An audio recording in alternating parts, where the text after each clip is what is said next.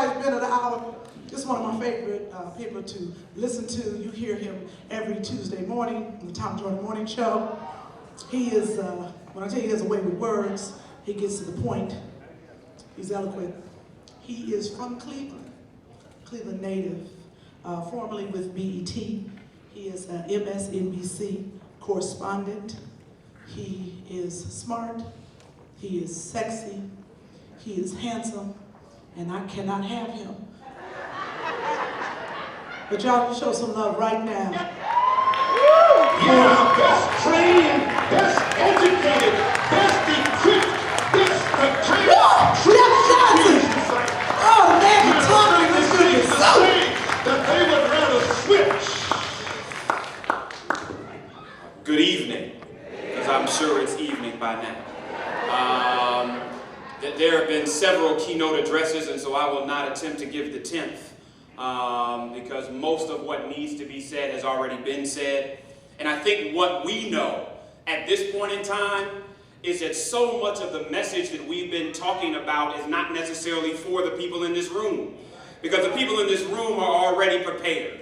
The people in this room are already soldiers, and the people in this room have already committed to be on the front lines of ensuring that not only a Tea Party or a conservative party or a right-wing party or a wrong party will determine what Ohio looks like for our future. See, if we're serious about what this takes, we know we got to get more people out in 2012 than we did in 2008 with people not believing in hope and change.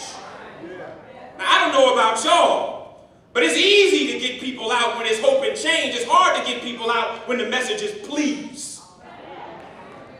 And we're in a place now where a hope and change message isn't going to work for people who are out of work. A hope and change message is not going to work for people who are disenfranchised and disconnected. So the question is, how can we get back to the place where it doesn't matter who the candidate is? It matters that we come from a community of people that understand that whether we got the greatest candidate or the worst candidate on the ballot, that we show up because we have to, because people not only died so that we can be there, but there's a generation calling on us to show up, to determine what the future looks like. And right now, all over the country, there's a phenomenon of flash mobs. Flash mobs are essentially when young people communicate via electronic text, Facebook, or Twitter to be able to decide where they're going to meet to do something at some given place and time.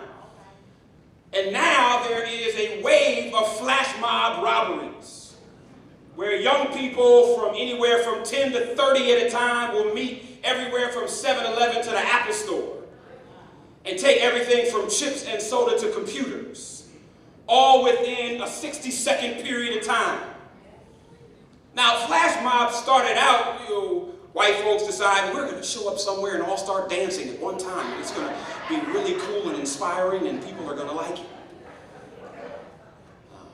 But the methodology was taken that it would be used by those that were disconnected and disenfranchised, to be able to use it to get what they only believe they can get through illegal means.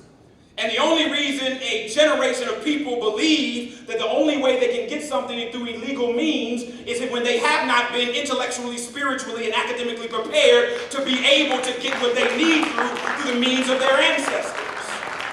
However, we need to institute flash mob methodology. See, because in the hands of the righteous, it can be used to change the reality that we're dealing with. And there's several pieces of flash mob methodology that I want to bring to you this afternoon in my last 5 minutes before we get out of here. Time. First, when you deal with a flash mob, the first thing that you establish is what is our target. We're going to the Mac store to steal computers. The target is the people at the airport. We are going to entertain with a song or dance. What is the target? We understand that our target is the 2011 and 2012 election cycle. We know that our target is Governor Kasich. We know that our target is those in office that don't need to be there. We know that our target is ignorant and disconnected Negroes, poor people, and others that don't know their own able to inject them with a sense of themselves that they would be a part of this movement. Our target is change. And not the word change, but the manifestation of it. I would rather we never use the word again if we just made it happen. Shut up and work. That the change that you believe in would come through the work that you do on a daily basis, what you sacrifice for, what you live for. The second piece is, who is involved and what is their role? The role that you play is when the flash mob starts, what am I grabbing? When the flash mob starts, what is my move? When the flash mob starts, what is my word? When the flash mob starts, what am I going to begin to engage? Who are you going to talk to? Is it the people in your family? Is it the people at your church? Is it the people at the school? Are you going to show up at the city council meeting? Are you going to go to school board meeting? Are you going to show up at the state legislature meeting? Are you going to knock on K6's home door and just say, I'm here, watch out? What is it that you're going to do? See, because when we're actually involved in movement work, the role that we play hurts. Nobody involved in movement work is comfortable in the work they do. See, that ain't movement. That's chilling. The reason it's called the struggle is because it hurts. Does your role hurt you? Because if it doesn't, you're in the wrong place. And as much as your intentions may be right, and as much as you're there because you believe in it, as much because you desire to do the work, only when it pushes you intellectually, when you say, I don't know if I can keep going, when you say, I don't know if I'm making a difference, when you say, I'm so confused because I keep coming and nobody seems to be showing up and nobody seems to be changed, but you keep showing up anyway. It's those that find themselves isolated and those that find themselves discouraged and those that find themselves weary and those that find themselves sick and those that find themselves tired who know what struggle is about.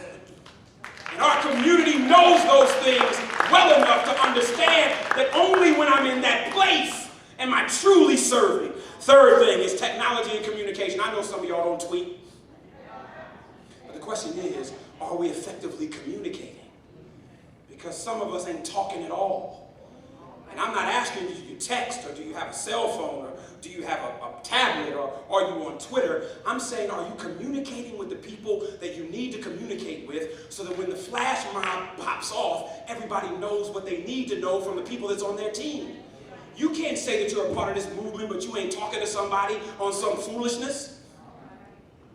None of the disagreements that we have within this community are important enough to sacrifice it. And so whether it's your mama, whether it's your auntie and them, whether it's the baby daddy or mama, whether it's your pastor, whether it's friends, whether it's people you work with, understand that most of the beefs that we have in our community are not serious enough to block us from what comes from us working together. Every young person has to take the responsibility for every action they take. But we have to understand that the circumstance that we put them in to be conditioned to believe that that's the option that they chose is a problem. Are you willing to commit? And what is your deal? Is it a 1-year deal? Is it a 6-month deal? Is it a 2-year deal? Is it a 1-event deal? Because you've got to be honest with the people that's doing this flash mob, how many times they can rely on you to show up. Finally,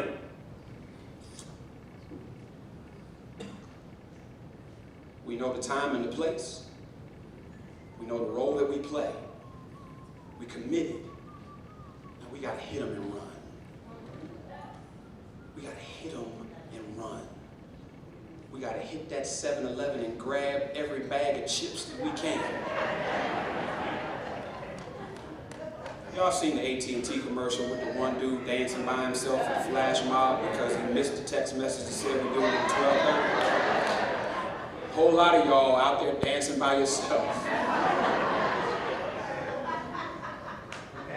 But if it's this many people in here willing to dance today, how many people do you all know willing to join this dance? You gotta hit them and run. Because this state can't afford another 2010.